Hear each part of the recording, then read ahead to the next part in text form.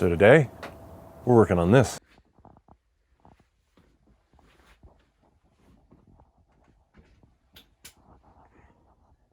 Stay tuned.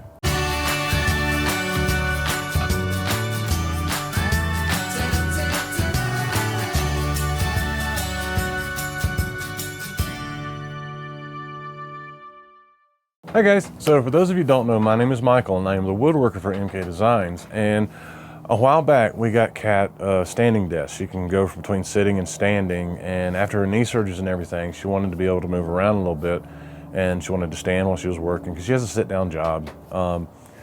And so she goes back and forth between a chair, a yoga ball, and standing.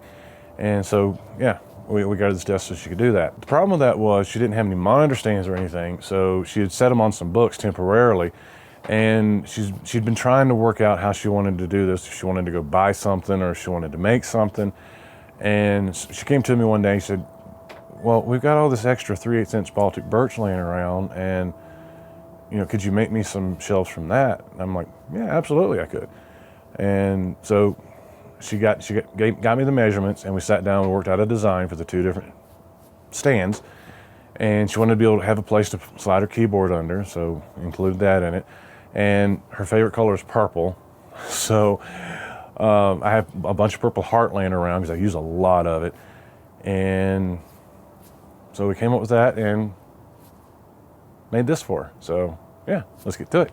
So to give you an idea of what we're working with, this is the before shot. You can see she has it on some books and an empty box that she had for like some fabric or stuff. And yeah, she definitely wanted to get this cleaned up a bit. So yeah, that's what we did. So now obviously the first step is I need to measure out my pieces to rough size anyway. And I don't have any pieces that are wide enough to make these stands, so I'm gonna have to get a little creative with it. And you'll see how I do that here shortly. But right now I'm just going to mark the pieces down to rough size and then get them cut to length. And so once I have my rough length measurements, then I'm going to bring them over to my miter saw and I'm going to cut them off at the length that I just measured. So once I have them all cut to length, then I need to start laminating them together. And this is what I meant by I was going to have to get creative. As you can see, I've got 4 pieces here in order to make I've actually got 5 pieces in order to make one solid piece, and it's only going to have 2 layers on it. So what I'm going to do is I'm going to laminate these pieces together, and then I'm going to offset the pieces that are going to go on the bottom to where I have a solid piece all the way down the center line of the top. And it'll all make sense here in just a minute, but basically it's just laminating multiple parts together to make 2 layers. Okay, so I'm going to slow the video down here a little bit so you can see what I'm talking about a little bit easier. So the pieces that are going to be on the bottom are for the top of the monitor stands. And this thin piece is going to go right on the edge, and I'm going to hold it down with some staples so I can get the rest of the pieces on.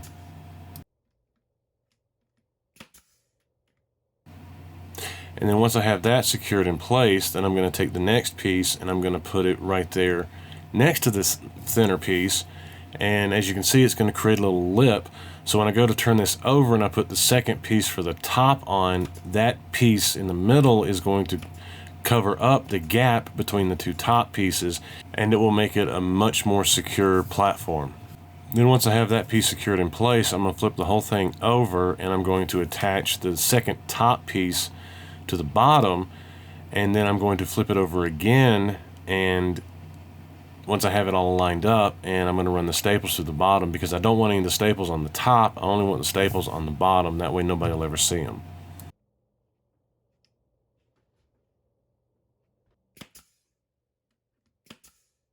And then with that secured in place, I'm going to take my second thinner piece for the other edge and I'm going to repeat the process. I'm going to apply glue, laminate it, and staple it down. And that will be my platform for all the pieces I need for these 2 monitor stands. And then once I've let the glue set for overnight, at least, typically 24 hours, but at least overnight, I'm going to take it over to the miter saw and I'm going to cut off the pieces that I need, and then I will take them to the table saw and rip them down to the width that I need them to be. When I laminated all my pieces together, I made them a little bit wider than they needed to be because I wanted to be able to use the table saw to clean up the glue that's going to squeeze out on the edges, because I knew I wouldn't get it all no matter how much I wiped it with a wet rag or whatever. So it's an added bonus to doing it this way.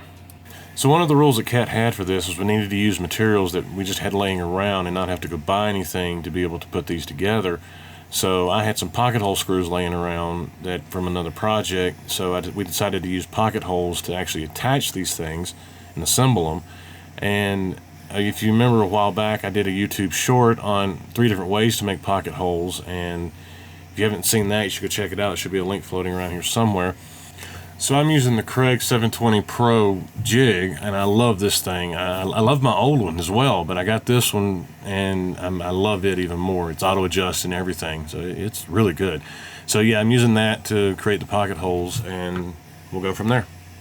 So now that I have all my pocket holes, I'm going to glue on the Purple Heart strips for the face frame of it, and I ripped all these down to size, and you see the burn marks on there.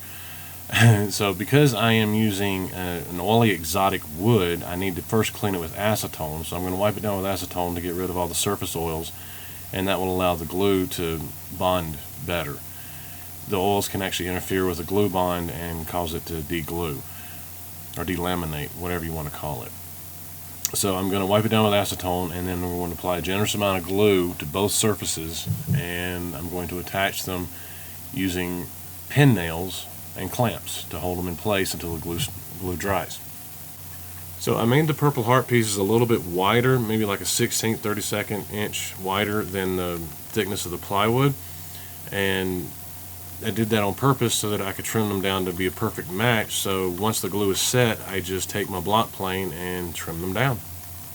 And then after that, I am going to take my random orbit sander and I'm going to sand everything with 150 grit.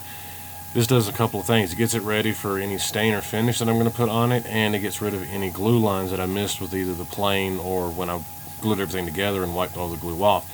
It gets all of that off of it and gets everything to the same sandedness so that I can apply the stain.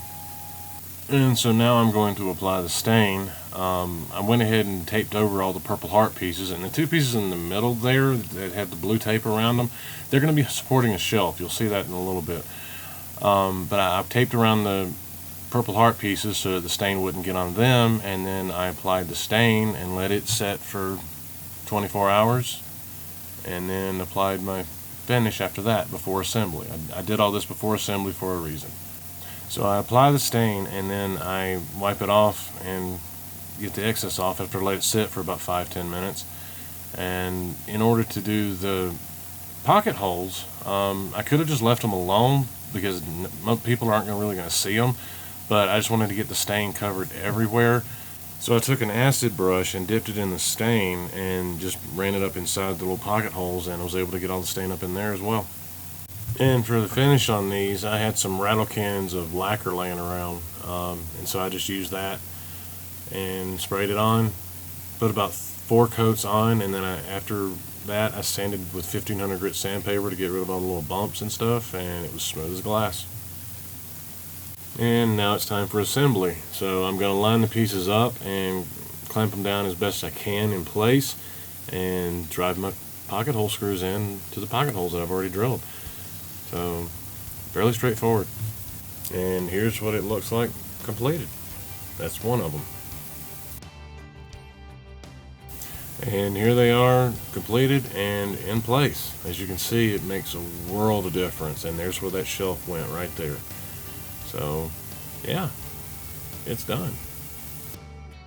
So yeah, that's it. She's extremely happy with it, and it's exactly what she wanted. It's a lot cleaner now. She promises that she will keep it as clean as she possibly can. You'd have to know Kat. But at any rate, yeah, she's extremely happy with it, like I said. I don't have plans for this because it all depends on what you're wanting to put on it, what you want to put underneath it.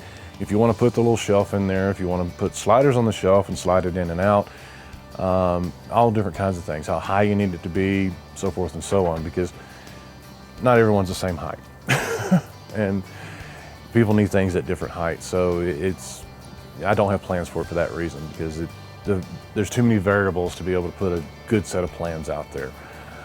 But hopefully this video will give you some ideas on how to go about it if you're trying to figure something like this out. And if you have any questions, please feel free to ask. I'm more than happy to help. So yeah, I hope you really enjoyed the video. And if you did, do me a favor and hit that thumbs up button.